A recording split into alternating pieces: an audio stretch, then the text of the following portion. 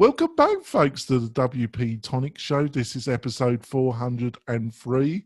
We've got a great returning guest. We've got Ben Arellano back from WP Courseware plugin. It's one of the leading learning management plugins in the WordPress space. Fantastic guest. Ben, would you like to quickly introduce yourself to the listeners and viewers? Sure. Well, thank you for having me on the show again, Jonathan. Appreciate that. And it's good to be back. So I'm co-founder of a small company called FlyPlugins, and we've got a flagship product called WP Courseware, which is a learning management system. We launched WP Courseware back in 2012. We were first in the market with an LMS plugin, and so from there we've built a couple other plugins. We have S3 Media Maestro, which is more of a video player with protection, which integrates very tightly with Amazon S3. And we also have another plugin which we recently released called Churnly, which is a churn reducer for involuntary churn, and it works hand in hand with WooCommerce subscriptions, as well as easy digital downloads, recurring plus subscriptions. Right, that's fantastic. And I've got Adrian. Adrian's decided to become my new co-host, folks. But don't worry, Cindy will be coming back next week and another week. And we're not breaking in bad terms. It's just that Cindy has decided to become a traveller and with her family go around the world for a year and a bit. Maybe it was working with me that made her decide that she needed to leave Canada for a year. But we're all envious. But she'll be back next week to tell you more about what she's up to and her plans. To say I'm slightly envious would be a slight understatement, but there we go. So, Adrian, thanks for agreeing to become my new co-host. Adrian will be taking over full-time in July with me, and I'm excited. We're going to cover some great subjects, I think. So, Adrian, would you like to introduce yourself to the new listeners and viewers? Absolutely. So, I'm super excited to be on the show now, recurring almost every week now. So that's going to be super, super, super fun. We're going to talk a lot about a focus on marketing. I have a lot of experience in the marketing industry. I'm the founder of a plugins company called Groundhog Incorporated, and we produce a lot of sales and marketing automation plugins for the WordPress community. And I'm super excited to be able to bring that experience to the show. Yeah, I thought it was going to, when Adrian agreed to become a co-host, I just thought it would be a great mix and really give a new insight and value to the listeners and viewers. So, Ben, so what is happening? We're going to cover two main subjects during this interview, folks. It's going to be WP Courseware and what's happening with it, and also Ben's going to share a lot of info about video. And I know that's a really big subject, if you're making a new course, producing really great video is really important. So he's got a lot to say about that. So I think it's going to be a great interview. So let's start off, Ben. So what's happening in the world of courseware, WP Courseware? Yeah, so WP Courseware has gone through quite a bit of changes over the past couple of years, and I think it's probably been about that long since I've been on the show. So what we've done recently, we've taken on a huge project to rebuild the plugin from the ground up, and what we're doing is we're revamping the entire back end, making it work a lot more efficient. And one of the things that we're trying to do is make it more developer friendly, adding in more hooks and filters and things like that, so that people can extend the plugin should they choose to do so. We're also working on the front end as well, and really trying to hone in on the UI of the plugin as well. We want to make it super easy for people to come in and create a course.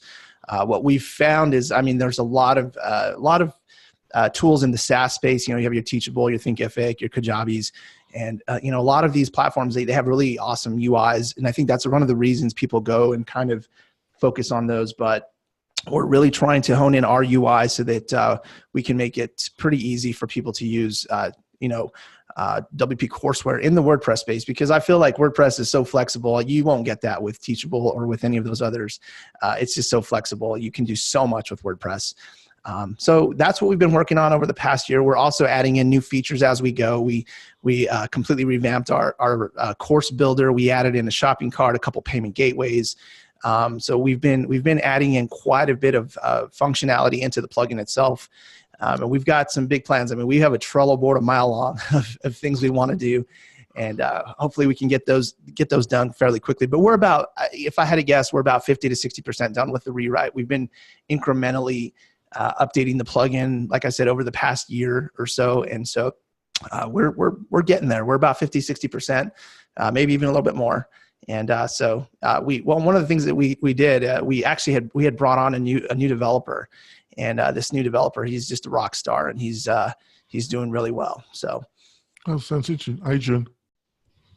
So awesome! It sounds like you're doing really, really great, and that's super cool. I myself am actually going through a whole rebuild process as well. So kudos! I know that's super difficult.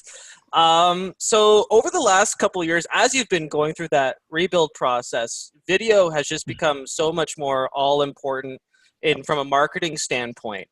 So I'm kind of curious, what changes have you made within those 2 years to not only just bring video in your courses, but also enable your customers or people who use your plugin to enable to market themselves using video as well? So one of the things that we've done over the past couple of years as well, we have another plugin called S3 Media Maestro, which delivers video.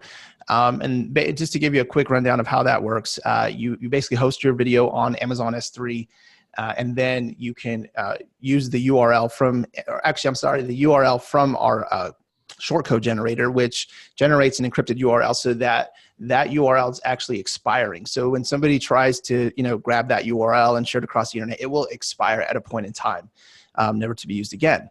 But what we really did is we really took S3 Media Maestro seriously, and we integrated it with S3. And I don't know if you've ever used S3, but S3 in and of itself is kind of cumbersome to use. It's UI, it's okay, but it's not the easiest thing to use. So what we did is we built this really cool shortcode generator that completely interacts. The only thing you have to do is pop in your API keys. You can upload video through the plugin. You can set up your URLs, everything, set the video player. So it's very easy. So one thing we did is we integrated that plugin with WP Courseware really tightly, so that when you deliver your video course, you can complete your unit. Like, you can force somebody to completely watch a video before they can complete a unit, and things like that. So we're really trying to focus in on that video aspect, because just as Jonathan mentioned, video is becoming a really big deal. I mean, I have some interesting statistics I can probably give later on in the show, but video is a real big deal right now. So in terms of marketing, one thing we're trying to do right now, we're focusing on building a couple of add-ons for WP Courseware for email marketing. Not so much, I guess, video marketing, but more for email marketing. We haven't focused too much on video marketing. I know there's a big push with YouTube. YouTube's a big deal right now. You have your Instagram, Instagram stories and video, IGTV, that sort of thing. But for right now, we haven't done a whole lot with marketing related directly to Courseware. All right, that sounds great. So, I'm really fascinated with this other plugin, and you integrate it in Amazon Web Services. So has it got its own player? So you can actually, and is that reasoning flexible, the player? Well, the player, what we decided to do, we took the same player that's actually native to WordPress, which is the Media Elements player. But we're not using the native player. We're wrapping up a separate package of our own player, but it is Media Elements. What we'd like to do in the future, and again, this isn't down the road. We'd like to add in a couple other video player options. I know Video.js makes a great video player. There's a couple other ones that we may incorporate into the plugin itself. But yeah, we'd like to make that a little more flexible. We'd like to add in some UI features where you can, change characteristics of the video player, color scheme, that sort of thing, the player bar, and maybe add a different icon for your play button, that sort of thing. But again, that's a little bit down the road. But for now, we recently wrapped up that project where it's just really tightly integrated with S3. It's so cool because you can upload and create your video URLs and that sort of thing, embed them in your WordPress website. Super easy with that shortcode generator.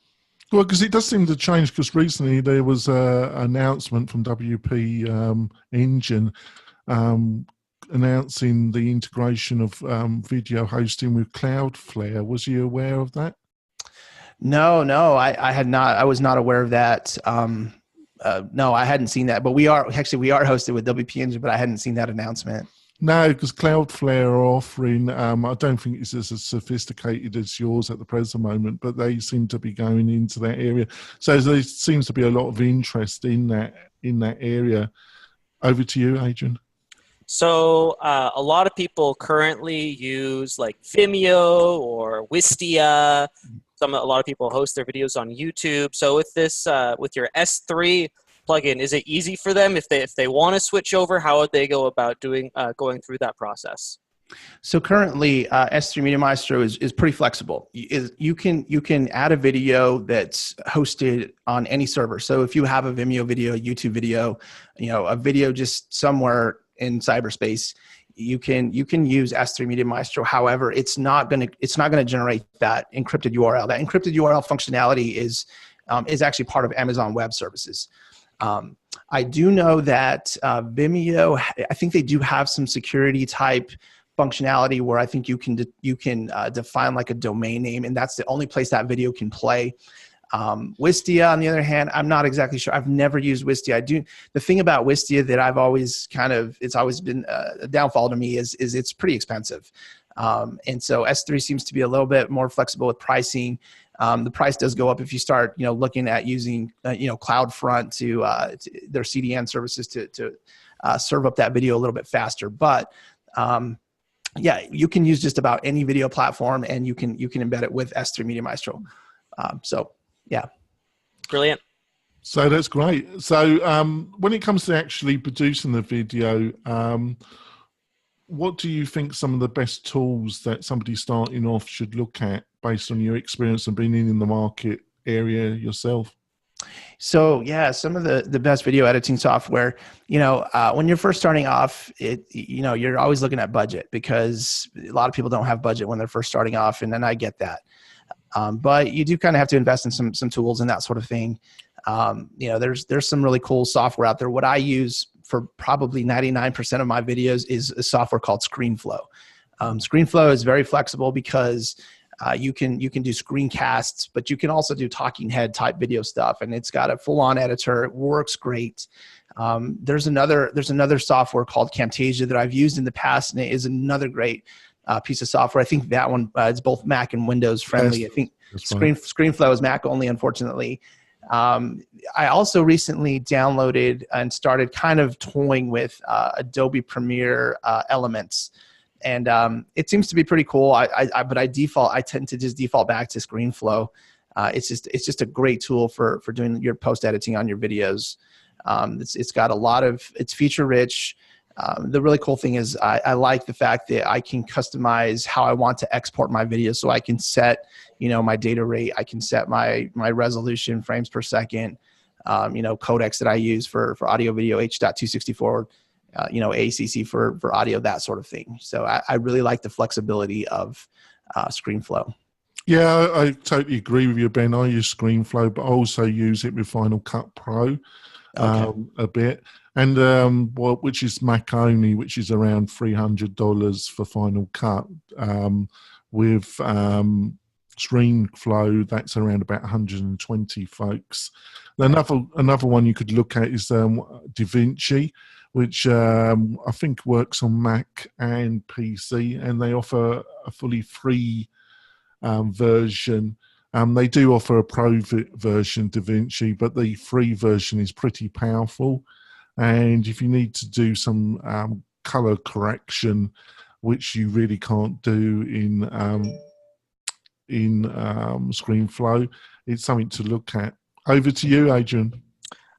First off, +1 for Camtasia. I've been using that tool for a very, very long time. So if you do prefer Windows, as I do, because Macs are inferior, then I think you should absolutely go check out Camtasia. It's a great tool. So we have the tools down. He was a good co-host, but then he kind of went to the top. So we have the tools down. What do you have in terms of actual resources for how people go around designing their courses to ensure that the maximum number of people actually start and get to the end, so that the most content is consumed. So what resources would you recommend, or do you have in order to help people design their courses?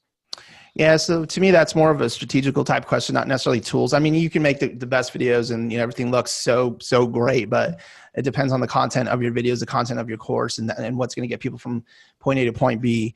And so in terms of getting somebody through a course, I mean, you have to give people you have to give people a goal. First of all, you have to give people an end goal. Like, what is it that you're going to walk away from this course from? What knowledge are you going to walk away with? And then you have to get them to that point. And you have to break your course up, obviously, into, various modules, units, chapters, whatever you want to call them, lessons. And you have to make them palatable so that people can consume them. I know you've probably heard this a million times, bite-sized chunks, that sort of thing. But it's a reality. I mean, people don't have attention spans. I mean, even an adult, I think, can pay attention to something for about 10 to 15 minutes, and then you're off somewhere else. So I think making it palatable, just making it so it's interesting. You have to give demonstrations, and it also depends on what you're teaching. I mean, you have to make it interesting. You have to make it so that people do want to learn, and that not only that, but that people, as they're learning, they can do the thing that you're teaching them and experience small successes along the way. Because if they're not experiencing that, then they're not going to have a reason to come back in and want to continue learning. So you have to deliver on a bunch of different levels if you want to take somebody from point A to point B and actually consume that course. So it's a pretty loaded question. We probably could talk a good long while about that strategy. I'm sure there's tons of strategies out there for doing that, but that's kind of at a basic level. That's kind of what I would say. What do you have anywhere where they could, sorry for the loaded question, but do they have anywhere where they can go to learn that? Was more of what tools or what places would they go so that people might be able actually to get that full kind of strategic thinking? Do you have a URL, for example? I don't have a URL. And here's the thing. There's a lot of courses out there that teach people how to build courses. There's a lot of really expensive courses. There's a lot of courses on Udemy. I mean, everybody's an expert, in fact, it's one of the things that me and my business partner, Nate, have talked about in the past. We deliver this great product. We should just create a free course with all this, knowledge and experience that we've had with our customers, just to lay it out for people to help them. And so that, that's something that, we've toyed with, unfortunately, I don't have a specific answer or tool or a resource. Again, there's some great courses out there. And there's some that are probably not so great, but, yeah, it's one of those things where you just have to kind of search around. I know people mostly go to YouTube to find out things. You want a quick answer, you go to YouTube, and there might be some stuff out in YouTube. Unfortunately, I just don't have a specific resource for that. Fair enough. No, actually, I think Shane from FlyPlugins have, unfortunately, he's got a competitor product, but he's been doing some good work, providing some training around building a course. But I will make it aim to provide a resource page, listeners and viewers, where we have some of the better courses or resources, because it's a great point that Adrian's just made, because and we'll probably get some of the better ones on some shows in July and August to give some insight about that. We're going to go for our break, folks. When we come back, we're going to put some more great questions for Ben. We'll be back in a few moments. We're coming back. We've had some insight about Ben's great plugin, WP Courseware. Actually, it's one of the first plugins that allowed you to make courses utilizing the power of WordPress, wasn't it, Ben? Yeah, it was the first one out there. We built it to scratch our own itch, and we had no idea what we had our finger on, and me and my business partner call it dumb luck, because it's kind of what it was. It's great story. So on to the video theme of the podcast. So, well, actually, before that, do you see any upcoming, we had the period of micro lessons, then gamification, I think gamification was first, and then micro lessons, linked to what we were discussing in the first half of the show, not having long lessons, 10, and then we've had, bite-sized chunks. Yeah, bite-sized chunks. Do you see any new trends coming up in the next 18 months, or do you think the educational platforms have they've got established methodology now? You know, you kind of think that because that's kind of how it is right now. Everything's kind of pretty smooth. Like you said, you had all these, gamification, micro courses, even micro lessons, whatever you want to call them. And I think that there will be something else that will come out eventually. Something new will come. I know there's a lot of push for, live lessons or live teaching.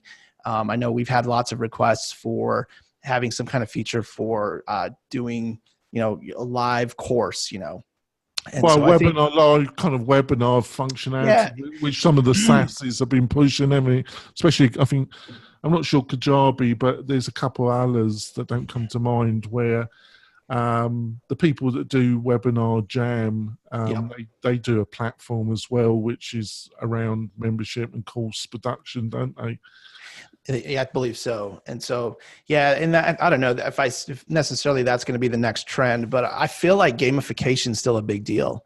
I feel like gamification is not old news. I feel like it's still very powerful. Even to Adrian's point a minute ago, how do you get somebody from point A to point B? I think gamification is one of the ways you do it. People like to have that feedback loop, that, that instant gratification, like, oh, I just completed something. I just got a new little badge or whatever, some points or, whatever it is, a certificate, that's what it's funny. One of our biggest requests in WP Courseware is for certificate customization. And that tells me that people love certificates. They want to use certificates. They want to give their students, a reward at the end to give them that sense of completion. So I think gamification is a big deal still. One of the things that Digital Marketer does, I'm not sure if you're familiar with Digital Marketer. They're they're one of the biggest digital marketing training companies currently on the planet. Ryan Dice. If you don't know who that is, please go look him up.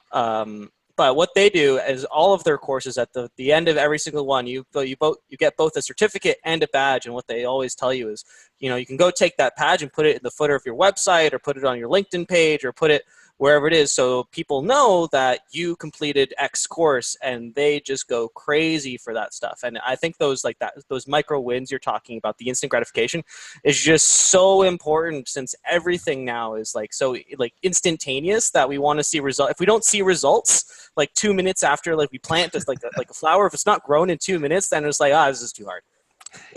It's kind of an interesting concept because we're conditioning ourselves for life in general, and life doesn't work like that. No. Online courses, software development, that kind of thing, it's instant gratification, but life in general does not work like that. But I don't know. That's a whole nother topic. So how do you see the kind of general growth in this market I call it e-learning, to become an e-learning entrepreneur? Do you think we've reached the zenith, or do you think there's still an enormous amount of growth in this particular sector then? Oh yeah, there's definitely a lot of growth in the e-learning industry. I can't remember the exact statistic. I think we're at maybe $200 billion industry right now, and that's supposed to get up to 300 and some odd $billion by 2023 or something like that. I don't know the exact statistic, but I don't think we're quite there yet. I think e-learning is it's a big deal right now, but I think it's going to grow over the next few years, several years, maybe even 10 years. I don't know. It's a pretty big deal. All the trends that are happening. You look at Udemy. I have some statistics from Udemy. Udemy boasts 30 million students, 100,000 courses, 40,000 instructors. But this is the statistic right here that really intrigues me because of the video aspect to it. 22 million minutes of video.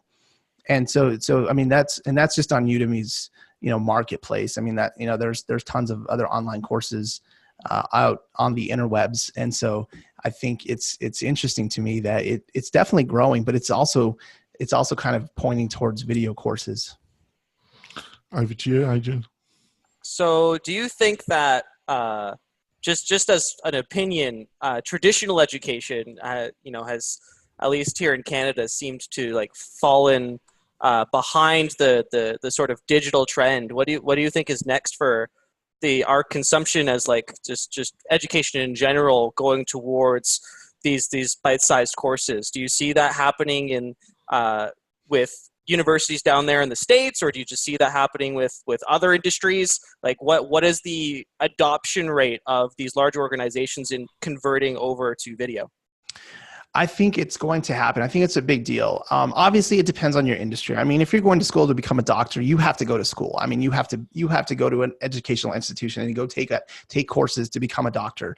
But like I had a friend the other day who was telling me, "Hey, my wife is thinking about going back to school to become a graphic designer," and I'm thinking to myself, actually, I told him, like, why would you do that? Like, why would you pay for somebody to go to college to learn to be a graphic designer? You can log onto the internet, go to lynda.com. I mean, just do a Google search and you will find courses on how to do this.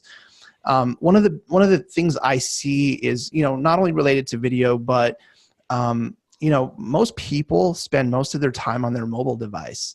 And so making courses in the video format, but also key towards, mobile users, I think is going to be the trend. Because that's where people consume. I mean, people are on there for social media all day, for email, most entrepreneurs run a business and they do a lot of business on their mobile phone. So I think, coming from a standpoint of video plus mobile, I see a big trend, headed that direction for, maybe even bigger companies too. I don't know, larger corporations maybe doing employee training. I don't know. But it's definitely going that direction. Oh, that's great. We're going to wrap up the podcast part of the show. Hopefully, Ben will be able to stay with us for another 10 minutes for some bonus content, which you'll be able to see on the WP-Tonic YouTube channel. Actually, if you're a real connoisseur of WP-Tonic and you can't wait for the iTunes episodes, you normally can see the episodes the earliest on our YouTube channel. Just a little tip there, listeners and viewers. So Ben, how can people find out more about you, your company, and what you're up to? So yeah, you can find us at FlyPlugins.com. You can find us on Twitter, Facebook, Instagram. It's just at FlyPlugins. And yeah, definitely reach out to us. I think we have a questions option on our webpage. You can reach out pre-sales questions or questions in general. You can find me on any one of the social platforms as well. Feel free to reach out. I'd be happy to answer any of the questions that you might have about creating an online course, about our products, WordPress in general, online business. We love talking about it. One thing I'd love to point out is we do an office hour session the fourth Friday of every month. And so we do it live over YouTube. And so you can sign up for that on our website, flyplugins.com/office-hours. And just sign up for that, and we'd love to have you on there. You can ask us anything; we'll answer it live. Oh, brilliant. That sounds fantastic, Adrian. How can people find out more about you and your company? So they can go to groundhog2gs.io. And there's plenty of ways to get in touch with both me personally or any of my staff on there. We have our chat box in the bottom right-hand side. We have links to our Facebook group as well as our Facebook page, and you can reach out to us there. My personal email address is info@groundhog, again with 2Gs at the end.io. And if you have any interest in digital marketing, marketing automation, or WordPress-centric sales tools, then you should definitely reach out and ask any questions that you have about that. That's fantastic, Adrian. And if you want some help in building that first course, or you want to escape the clutches of Teachable or Kajabi, come over to WP-Tonic. We've got a number of services that will help you build the course that you're looking for. We'll see you next week, folks. Bye. Right, on to bonus content. One area that I think is going to expand is utilizing marketing automation in a slightly different way to actually customize a individual learning experience.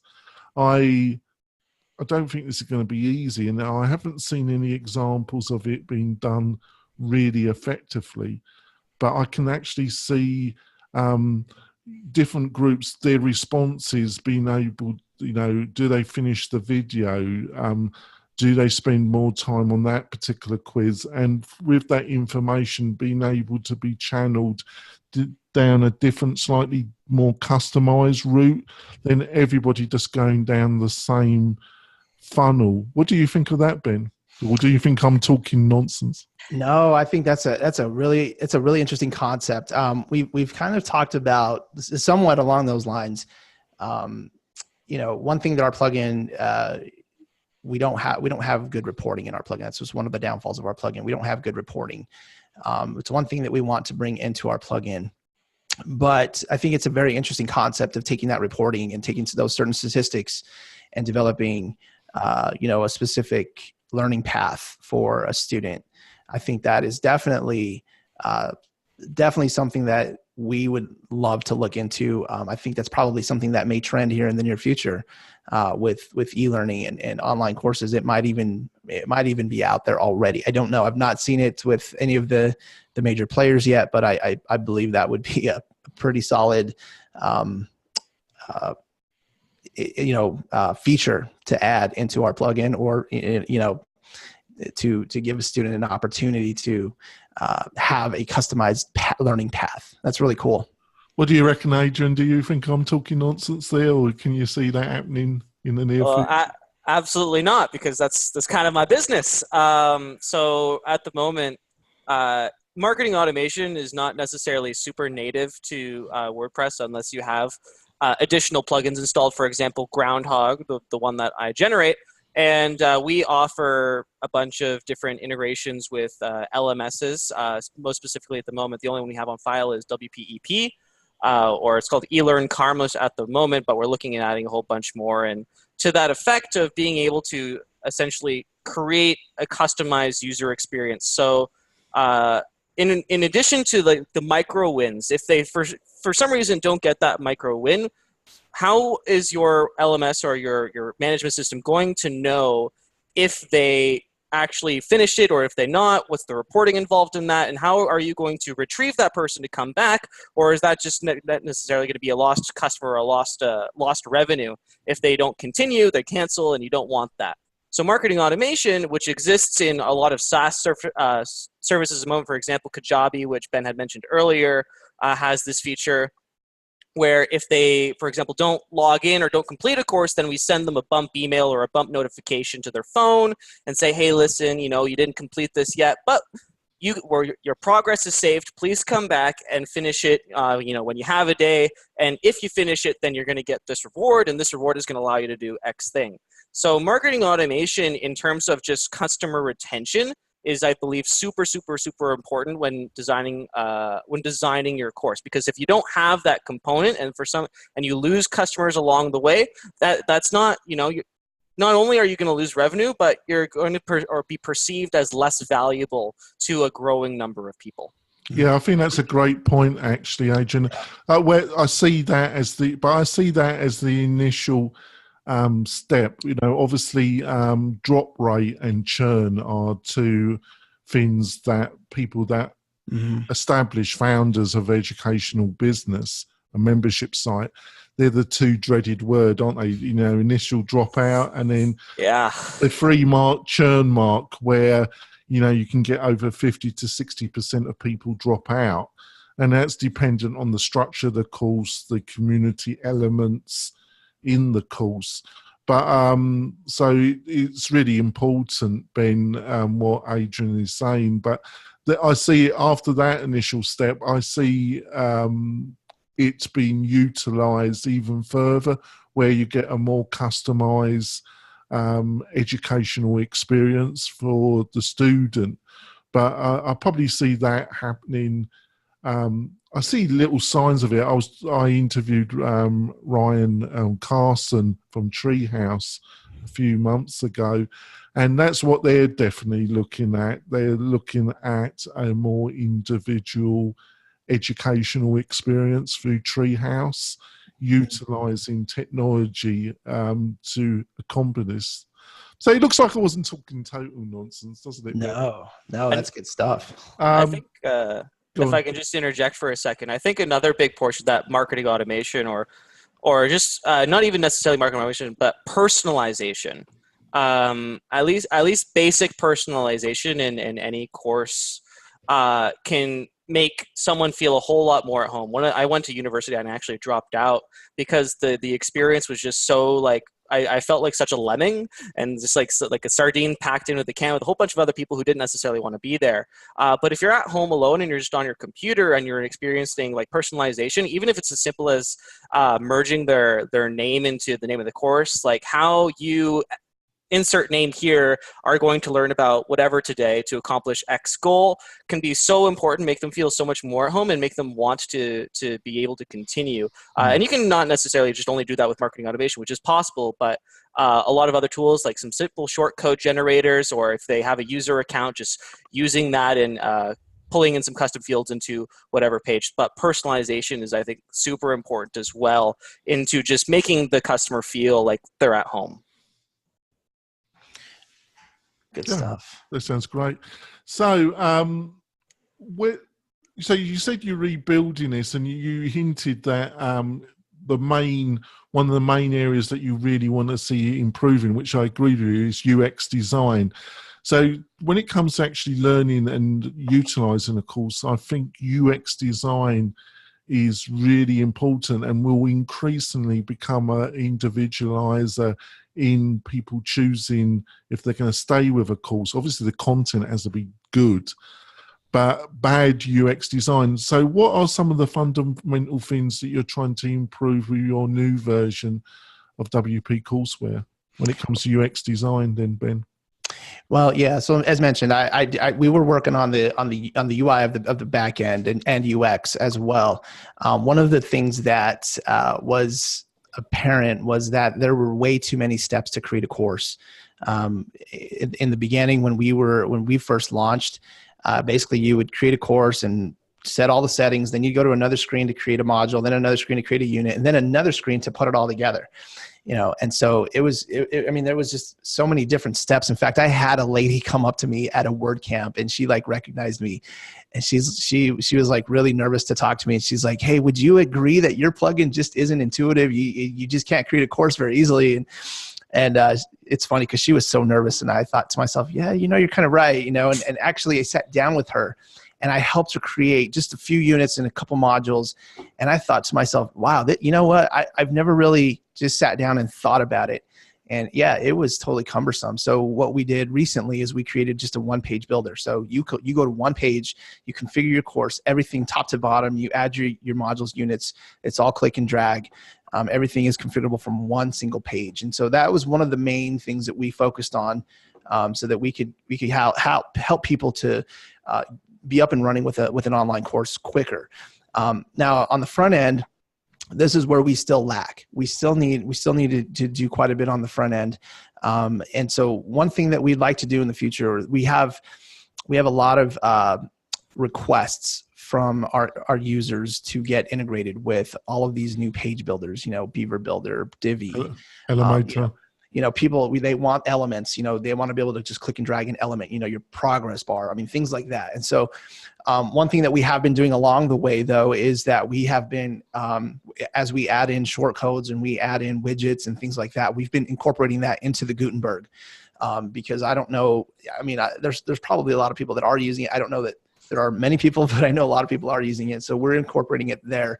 But we also want to bring in the aspect of the page builders, and just make it easier for people to add content and build it on the front end. So that's where we're still lacking, but that's where we're headed next. I think that's probably going to be one of the main focuses for our next major update. Super excited. That sounds awesome. Yeah, we're excited about it. Yeah, I think that's I think that is exciting, but it is a very, with Gutenberg and then with the major page builders like Beaver Builder, Elementor, and also the Divi world. It's strange, the Divi world is enormous, but it's a world that I really personally am not part of. I know that some Divi communities can be over 100,000 people. Oh, yeah. But it's not, and is extremely popular, but it's not a particular. I'm reasonably active in the Elementor and Beaver Builder worlds, but Divi I haven't really delved into. All these silos. Obviously, just to finish off one question, obviously hosting, you see the hosting companies, you see WP Engine buying Genesis, you see GoDaddy buying certain WordPress companies, you see a number of hosting providers buying individual WordPress companies. Do you see that fundamentally hosting companies, the only way they can survive is they're going to provide a kind of in their own version of WordPress and experience in general? Yeah, I think hosting companies are kind of finally keying into the little secret that WordPress runs, a third of the internet, and they're trying to, be very WordPress friendly. I mean, you have WordPress managed, hosting companies like WP Engine that specifically only do WordPress, but then you have your Bluehost and HostGators that have now incorporated, WordPress managed hosting into their world. And so I think that it's a trend. I've been seeing, a lot of acquisitions like that happen in recent months. It seems like a trend, and I feel like they're just trying to get WordPress friendly. They're trying to be very WordPress friendly and trying to, incorporate that into their marketing. Adrian probably knows more about these types of statistics as far as the marketing aspect of it, but I think it's definitely something that's happening. I mean, I can tell you we've been approached by, I'm not going to say who, but we've been approached for acquisition a couple times now, and it's definitely a trend that I see. All right. Thanks for that, Ben. We're going to wrap it up now, folks. So, Ben, like to repeat ourselves, what's the best way for people to get hold of you and learn some more about WP Courseware? Yeah, so you can reach out to us. FlyPlugins.com is our website. We've got contact forms on there. You can find us on any of our social media channels, Instagram, Facebook, Twitter. It's just at FlyPlugins. And again, I'll just give my little pitch for office hours. We have office hours fourth Friday of every month at 1 p.m. Eastern. And you can sign up for that at flyplugins.com/office-hours. Oh, thank you, Ben. We'll see you next week when we have another great guest giving you insight on how to build your online educational business. We'll see you soon, folks. Bye. Bye. Bye-bye, everybody.